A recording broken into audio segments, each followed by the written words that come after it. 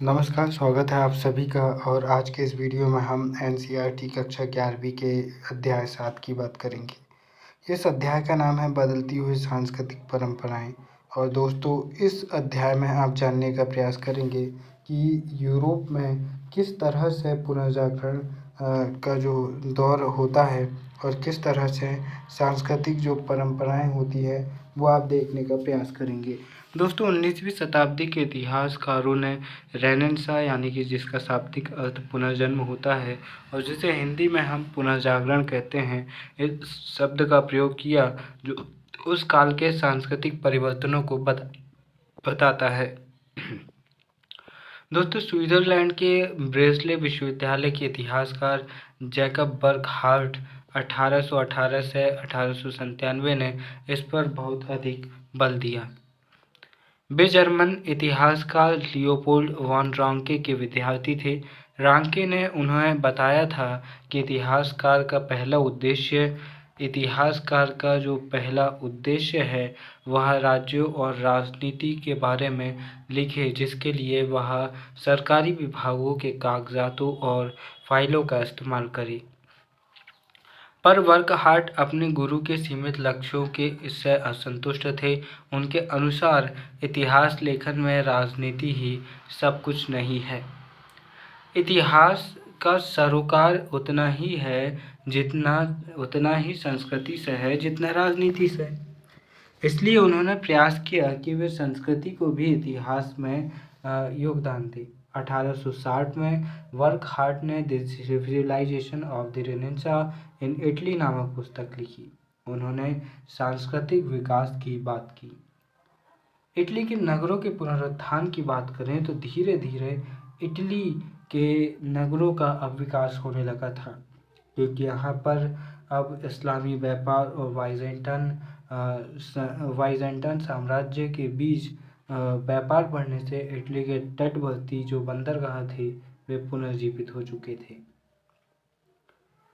दोस्तों, इसी तरह अलग अलग नगरों का विकास होने लगा था। इन विकास क्रमों की अगर हम बात करें तो 14वीं और 15वीं शताब्दियों 1300 ईस्वी में इटली के पादुआ विश्वविद्यालय में मानवतावाद पढ़ाया जाने लगा। 1341 में पेट्रार्क को रोम में राजकवि की उपाधि से सम्मानित किया गया। 1339 में फ्लोरेंस में विश्वविद्यालय की स्थापना हुई। 1390 में जेफरी चौसर की कैंटरबरी टेल्स का प्रकाशन हुआ। 1436 में ब्रुसेलसो ने फ्लोरेंस में ड्यूमा का परिरूप तैयार किया। 1453 में कुस्तुनतुनिया के बाइजेंटाइन शासक को ऑटोमन तुर्कों ने पराजित किया। 1454 गुटेनबर्ग के विभाज्य टाइप से बाइबल का प्रकाशन किया। 1484 पुर्तगाली गणितज्ञों ने सूर्य का अध्ययन कर अक्षांश की गणना की। 1492 कोलंबस अमेरिका पहुंचे। 1495 लियोनार्डो दा विंची ने द लास्ट सफर अंतिम भोज चित्र बनाया। 1415 में माइकल एंजेलो ने सिस्टीन चैपल की छत पर चित्र बनाए, जो कि आज भी हमें ये बताते हैं कि उस दौर में चित्रकारी का स्तर किस पैमाने पर पहुंच चुका था। आगे हम विश्वविद्यालय और मानवतावाद पर बात करेंगे।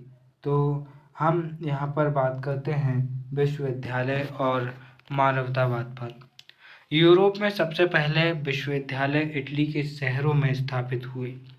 11वीं शताब्दी से पादुआ और बोलोनिया विश्वविद्यालय विधि शास्त्र के अध्ययन केंद्र रहे।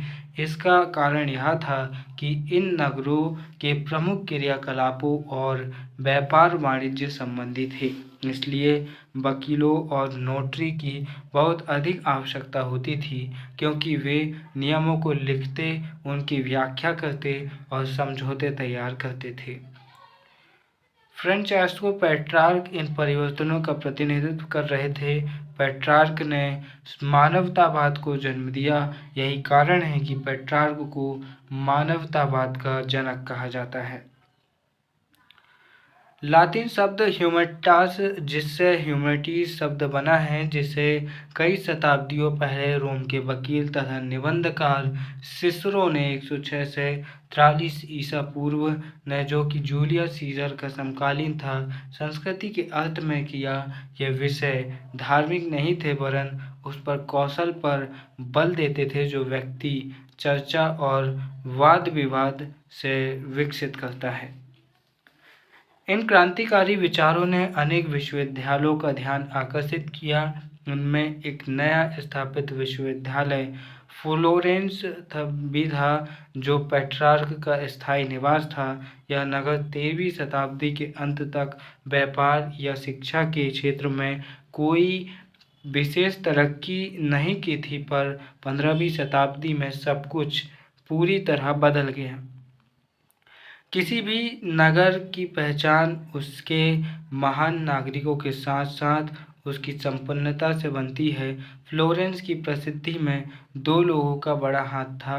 इनमें से एक व्यक्ति थे दांते अलिगाहियारी, जो कि धार्मिक संप्रदाय विशेष से संबंधित नहीं थे, पर उन्होंने अपनी कलम धार्मिक विषयों पर चलाई थी।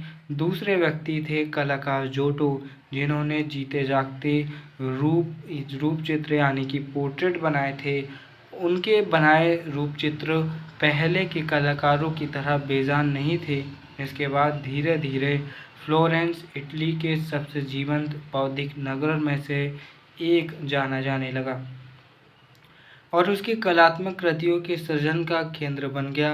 रेनेसां व्यक्ति शब्द का प्रयोग प्रायः उस मनुष्य के लिए किया जाता है जिसकी अनेक रुचियां हो और अनेक हुनर में उसे महारत प्राप्त हो।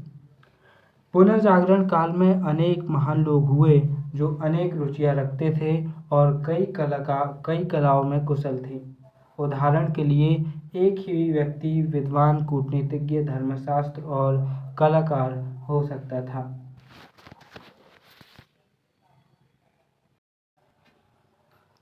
इतिहास का मानवतावादी दृष्टिकोण समझने का प्रयास करते हैं।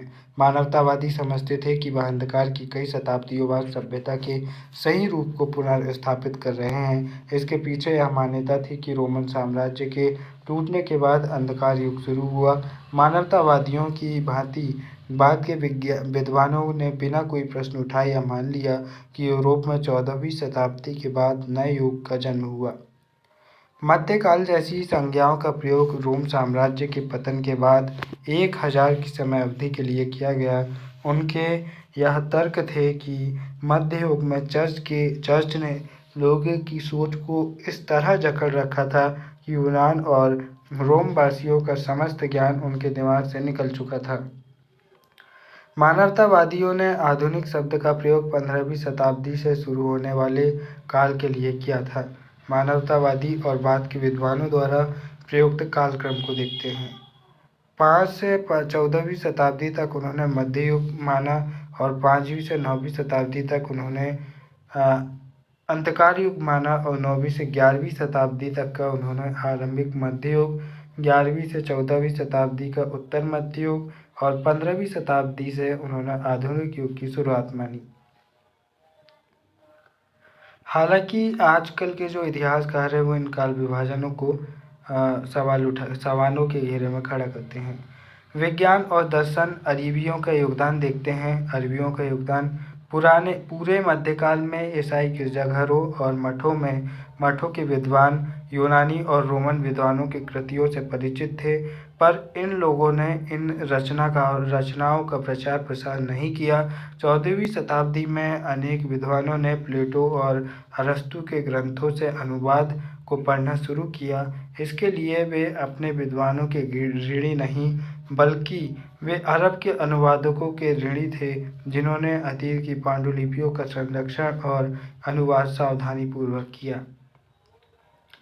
अरबी भाषा में प्लेटो अफलातून और एरिस्टोटल अरस्तु के नाम से जाने जाते थे, जबकि एक और यूरोप के विद्वान यूनानी ग्रंथों के अरबी अनुवाद का अध्ययन कर रहे थे।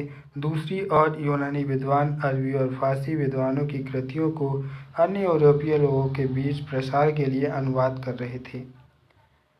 ये ग्रंथ प्राकृतिक विज्ञान, गणित, खगोल विज्ञान और औषधि विज्ञान और रसायन के रसायन अरे यार क्या बोल रहा हूँ मैं, रसायन विज्ञान से संबंधित थे। टॉलमी के अल्मजेस्ट खगोल शास्त्र पर रचित ग्रंथ जो 140 ईसा पूर्व 140 ईस्वी के पूर्व यूनानी भाषा में लिखा गया और बाद में इसका अरबी अनुवाद भी हुआ। अरबी भाषा के विशेष उपपद अल का उल्लेख है जो कि यूनानी और अरबी भाषा के बीच रहे संबंधों को दर्शाता है। मुसलमान लेखक जिन्हें इतालवी दुनिया में ज्ञानी माना जाता था में अरबी के हकीम और मध्य एशिया के बुखारा दार्शनिक इब्न सीना बोले तो इन व्यक्तियों के नामों की यूरोपीय वतनी के बाद की पीढ़ियों को यह सोचने पर मजबूर कर दिया गया कि वह यूरोप थे। लातिन में एविसीना 980 से 1037 और आयुर्विज्ञान विश्वकोश के लेखक अल राजी रेसेज। स्पेन के अरबी दार्शनिक इब्न रुश्द लातिन में अविरोज 1126 से 1198 ने दार्शनिक ज्ञान, फ़लसफ़ा और धार्मिक विश्वासों के बीच रहे तनावों को सुलझाने की चेष्टा की। उनकी पद्धति में ईसाई चिंतकों को द्वारा अपनाया गया। इसके बाद हम कलाकार और यथार्थवाद की तरफ चलते हैं। उस काल के लोगों के विचार को आकार देने का साधन मानवतावादियों के लिए केवल औपचारिक शिक्षा ही नहीं थी। कला, वास्तुकला और ग्रंथों ने मानवतावादी विचारों को फैलाने में प्रभावी भूमिका निभाने का काम किया था।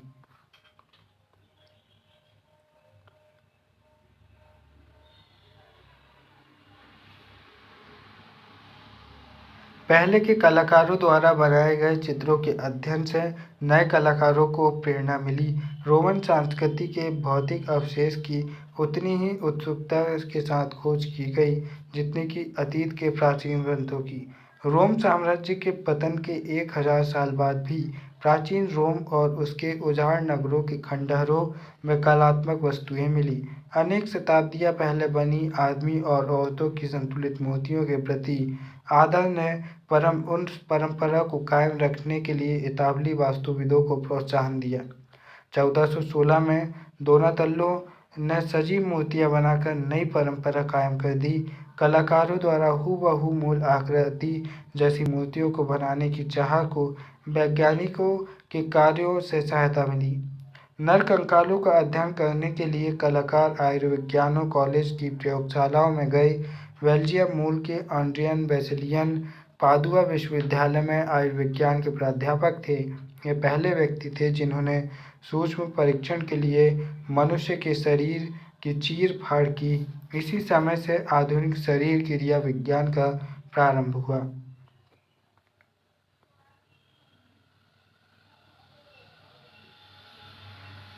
यह स्वनिर्मित स्वरूप रूप चित्र लियोनार्डो दा विंची 1492 से 1519 का है, जिनकी आश्चर्यजनक अभिरुचि वनस्पति विज्ञान और शरीर रचना विज्ञान से लेकर गणित शास्त्र और कला तक थी।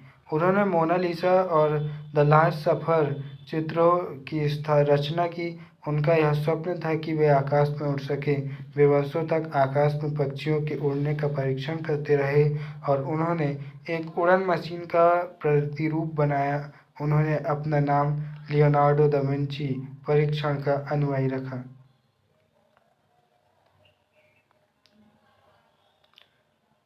वास्तुकला की अब हम अगर बात करें तो 15वीं शताब्दी में रोम नगर भव्य रूप से पुनर्जीवित हो उठा। 1417 से पोप राजनीतिक दृष्टि से शक्तिशाली बन गए क्योंकि 1378 में दो प्रतिस्पर्धी पोप के निर्वाचन से जन्मी दुर्बलता का अंत हो गया था।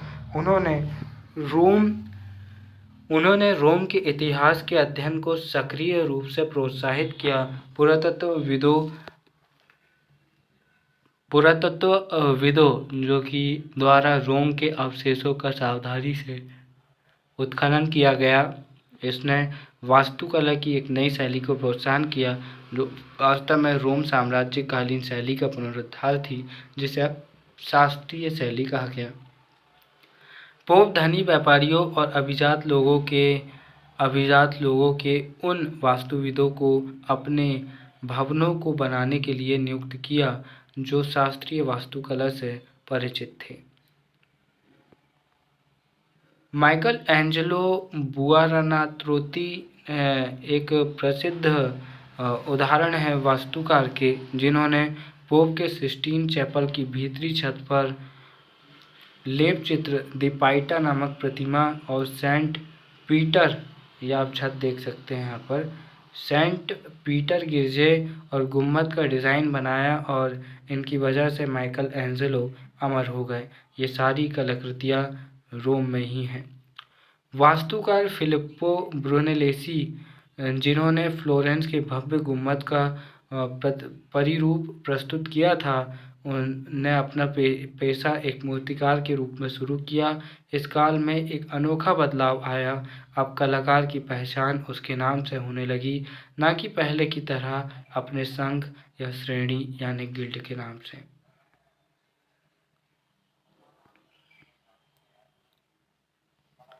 यहाँ पर आप ब्रूने शैली की जो डिज़ाइन द्वारा बनाई गई गुम्बद है वो यहाँ पर चित्र में देख पा रहे होंगे।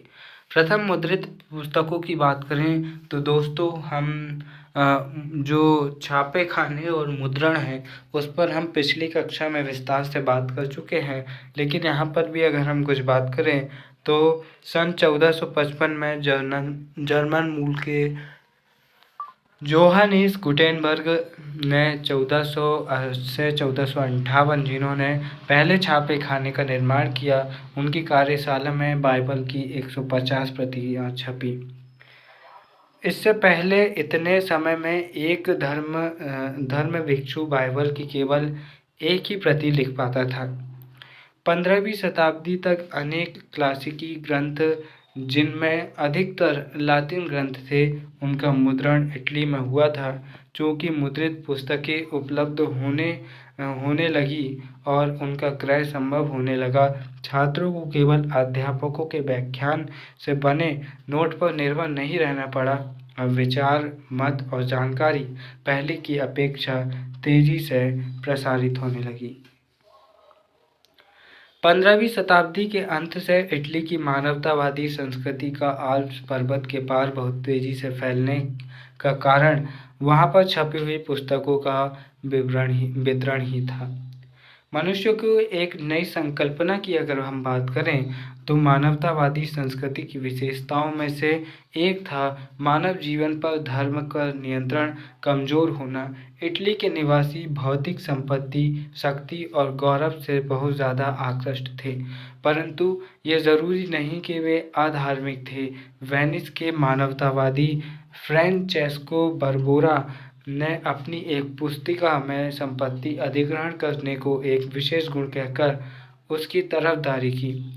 लॉरेंजो बल्ला विश्वास करते थे कि इतिहास का अध्ययन मनुष्य को पूर्णतया जीवन व्यतीत करने के लिए प्रेरित करता है। उन्होंने अपनी पुस्तक ऑन प्लेजर में भोग विलास पर लगाई गई ईसाई धर्म की निषेधताओं की आलोचना की।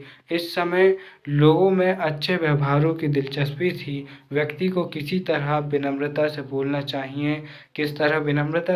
चाहिए, कैसे कपड़े पहनना चाहिए और एक सभ्य व्यक्ति को किसमें दक्षता हासिल करनी चाहिए। मानवतावाद का मतलब यह भी था कि व्यक्ति विशेष सत्ता और दौलत की होड़ को छोड़कर कई माध्यमों से अपने जीवन को रूप दे सकता था। यह आदर्श इस विश्वास के साथ घनिष्ठ रूप से जुड़ा हुआ था कि मनुष्य का स्वभाव बहुमुखी है, जो कि 3 भिन्न भिन्न वर्गों, जिसमें सामंती समाज का विश्वास करता है, के विरुद्ध है। मैकियावेली का प्रसिद्ध ग्रंथ द प्रिंस था और यहाँ पर भी उन्होंने मानवतावादी के गुणों पर बल दिया है। महिलाओं की आकांक्षाओं पर बात करते हैं तो व्यक्तिगता और नागरिकता के नए विचारों से महिलाओं को दूर रखा गया। सार्वजनिक जीवन में अभिजात व संपन्न परिवारों के पुरुषों का प्रभुत्व था और घर परिवार के मामले में भी वे ही निर्णय लेते थे। उस समय लोग अपने लड़कों को ही शिक्षा देते थे, जिससे उनके बाद उनके खानदानी पेशे का जीवन की आम जिम्मेदारियों को उठा सके। कभी-कभी वे अपने छोटे लड़कों को धार्मिक कार्यों के लिए चर्च को सौंप दिया करते थे। यद्यपि विवाह में प्राप्त महिलाओं के दहेज को वे अपने पारिवारिक कारोबारों में लगा देते थे, तथापि महिलाओं को यह अधिकार नहीं था कि वे अपने पति को कारोबार चलाने में कोई राय दें। प्रायः कारोबारी मैत्री और को सुदृढ़ करने के लिए दो परिवारों में आपस में विवाह संबंध होते थे। अगर पर्याप्त दहेज का प्रबंध नहीं हो पाता था तो शादीशुदा लड़कियों को ईसाई मठों यानी कि भिक्षुणी का जीवन बिताने के लिए भेज दिया जाता था। आमतौर पर सार्वजनिक जीवन में महिलाओं की भागीदारी बहुत सीमित थी और उन्हें घर परिवार चलाने वाले के रूप में देखा जाता था। अगर हम बात करें व्यापारी परिवारों में महिलाओं की स्थिति कुछ भिन्न थी। दुकानदारों की स्त्रियां दुकानों को चलाने में प्रायः उनकी सहायता करती थी।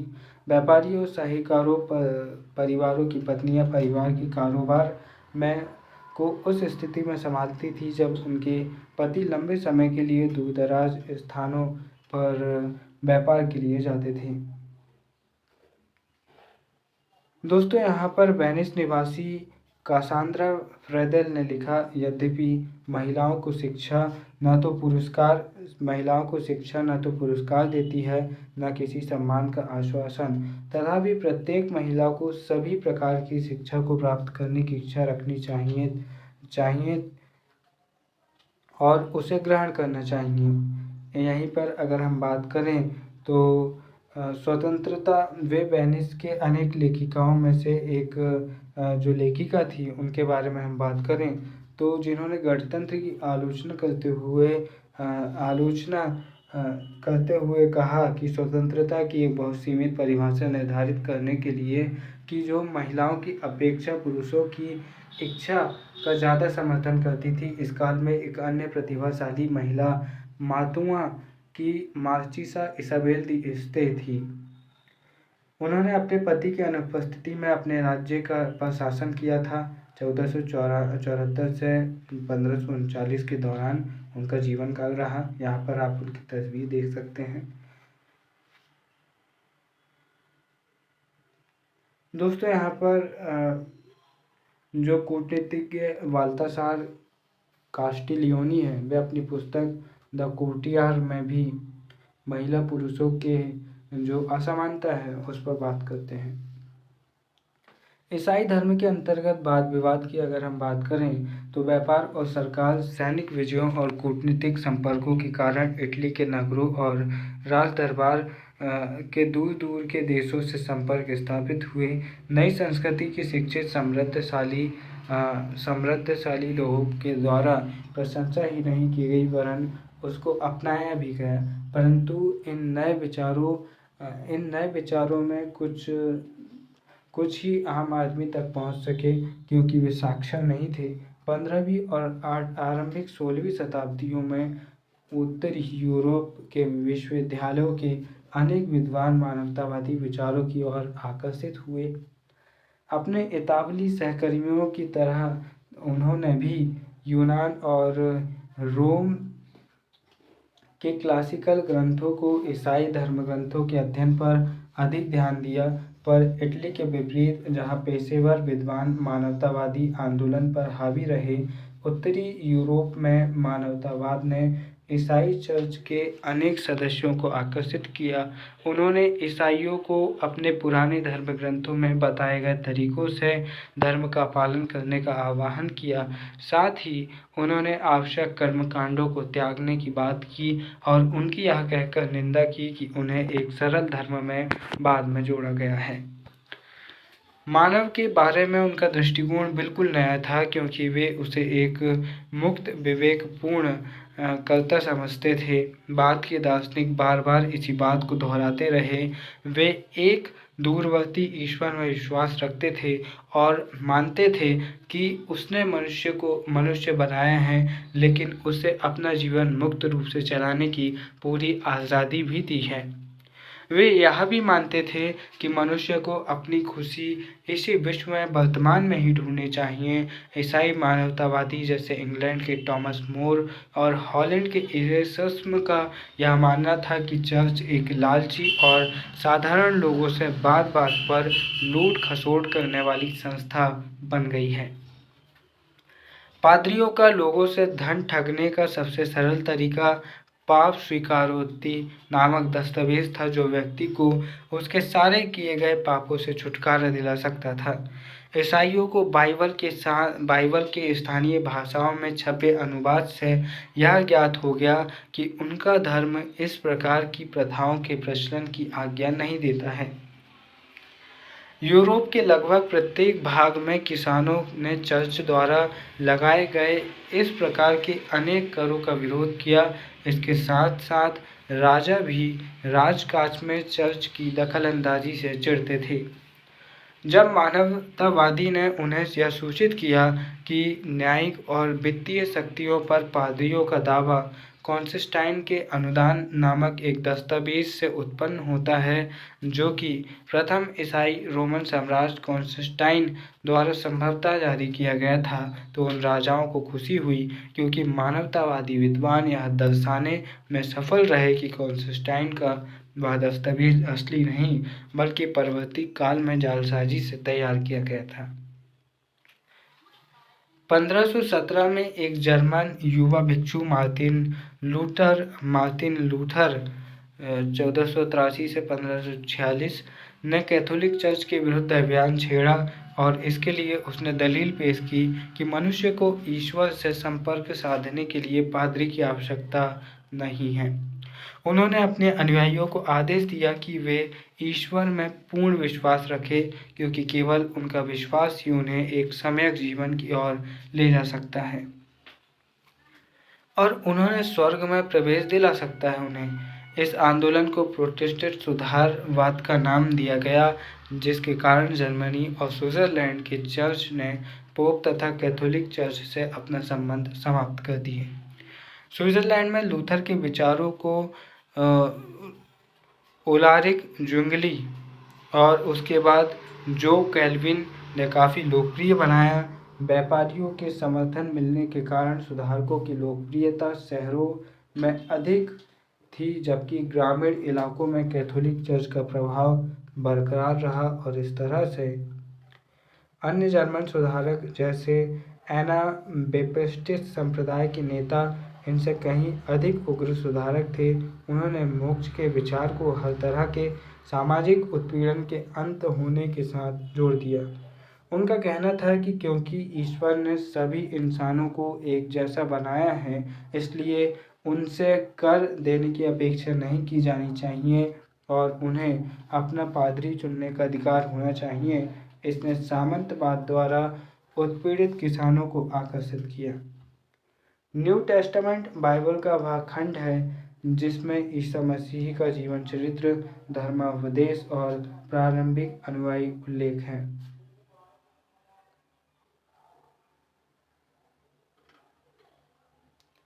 लूथर ने आमूल परिवर्तनवाद का समर्थन नहीं किया। उन्होंने आह्वान किया कि जर्मन शासक समकालीन किसान विद्रोह का दमन करे। ऐसा इन शासकों ने 1525 में किया, पर इसके बावजूद आमूल परिवर्तनवाद बना रहा। आमूल परिवर्तनवादी फ्रांस में प्रोटेस्टेंटों के विरोध से मिल गए, जिन्होंने कैथोलिक शासकों के अत्याचार के कारण यह दावा करना शुरू कर दिया कि जनता को अत्याचारी शासकों को अपदस्थ करने का अधिकार है और वे उसके स्थान पर अपने पसंद के व्यक्ति को शासक बना सकते हैं। अंततः यूरोप के अनेक क्षेत्रों की तरह फ्रांस में भी कैथोलिक चर्च ने प्रोटेस्टेंट लोगों को अपनी पसंद के अनुसार उपासना करने की छूट दी।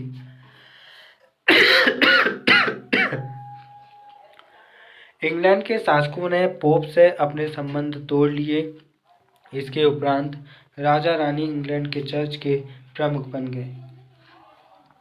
कैथोलिक चर्च स्वयं भी इन विचारधाराओं के प्रभाव से अछूता नहीं रहा और उसने अनेक आंतरिक सुधार करने प्रारंभ कर दिए। स्पेन और इटली में पादरियों को सादा जीवन और निर्धनों की सेवा पर जोर दिया गया।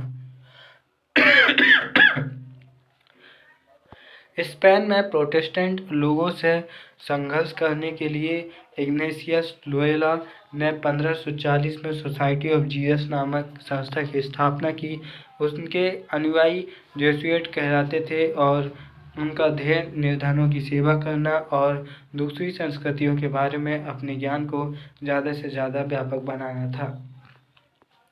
16वीं और 17वीं शताब्दी के दौरान यहाँ पर जो घटनाएं घटित हुई देखते हैं। 1516 में टॉमस मूर की यूटोपिया का प्रकाशन हुआ। 1517 में मार्टिन लूथर द्वारा 95 थीसिस की रचना हुई। 1522 में लूथर द्वारा बाइबल का जर्मन में अनुवाद। 1525 में जर्मनी में किसान विद्रोह। 1543 में एंड्रियास बेसिलियस द्वारा ऑन एनाटॉमी ग्रंथ की रचना। 1559 में इंग्लैंड में आंग्ल चर्च की स्थापना, जिसके प्रमुख राजा रानी थे।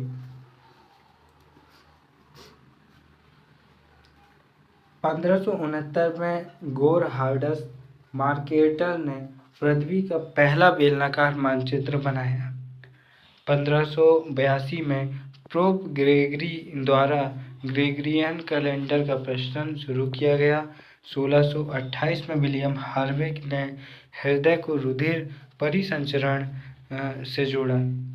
1673 में पेरिस में अकादमी ऑफ साइंसेस की स्थापना हुई और 1687 में आइजक न्यूटन ने प्रिंसिपिया मैथमेटिका का प्रकाशन किया। कोपरनिकस ऐसा दिखता था भाई साहब, ये कोपरनिकस का चित्र है।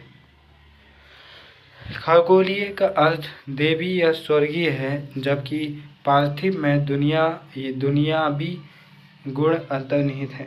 कोपरनिकसीय क्रांति की अगर हम बात करें तो ईसाइयों की यह धारणा थी कि मनुष्य पापी है। इस पर वैज्ञानिकों ने पूर्णतया अलग दृष्टिकोण से आपत्ति की। यूरोपीय विज्ञान के क्षेत्र में एक युगांतरकारी परिवर्तन मार्टिन लूथर के समकालीन कोपरनिकस के काम से आया। ईसाइयों का यह विश्वास था कि पृथ्वी पापों से भरी है और पापों की अधिकता के कारण वह स्थिर है। पृथ्वी ब्रह्मांड के बीच में स्थिर है, जिसके चारों ओर खगोलीय ग्रह घूम रहे हैं। कोपरनिकस ने यह घोषणा की कि पृथ्वी समेत ग्रह सूर्य के चारों ओर परिक्रमा करते हैं। कोपरनिकस एक निष्ठावान ईसाई थे और वह इस बात से भयभीत थे कि उनकी इस नई खोज से परंपरावादी ईसाई धर्माधिकारियों ने घोर प्रतिक्रिया उत्पन्न हो सकती है। यही कारण था कि वह अपनी पांडुलिपि द रिवोल्यूशनरी परिभ्रमण को प्रकाशित नहीं कराना चाहते थे। जब वह अपनी मृत्यु शैया पर पड़े थे, तब उन्होंने यह पांडुलिपि अपने अनुयायी जोसिम रेटिकस को सौंप दी। उनके इन विचारों को ग्रहण करने में लोगों को थोड़ा समय लगा। काफ़ी समय बाद, यानी आधी शताब्दी से अधिक समय बीतने पर, खगोल शास्त्री जोहानेस केपलर तथा गैलीलियो गैलीली ने अपने लेखों द्वारा स्वर्ग और पृथ्वी के अंतर को समाप्त कर दिया। केपलर ने अपने ग्रंथ कॉस्मोग्राफिकल मिस्ट्री यानी खगोलीय रहस्य में कोपरनिकस के सूर्य केंद्रित सौरमंडल सिद्धांत को लोकप्रिय बनाया, जिससे यह सिद्ध हुआ कि सारे ग्रह सूर्य के चारों ओर वृत्ताकार यानी कि सर्कल रूप में नहीं बल्कि दीर्घवृत्ताकार मार्ग पर परिक्रमा करते हैं। गैलीलियो ने अपने ग्रंथ द मोशन में गतिशील विश्व के सिद्धांतों की पुष्टि की। विज्ञान के जगत में इस क्रांति को न्यूटन के गुरुत्वाकर्षण के सिद्धांतों के साथ अपनी पराकाष्ठा की ऊंचाई पर छू लिया।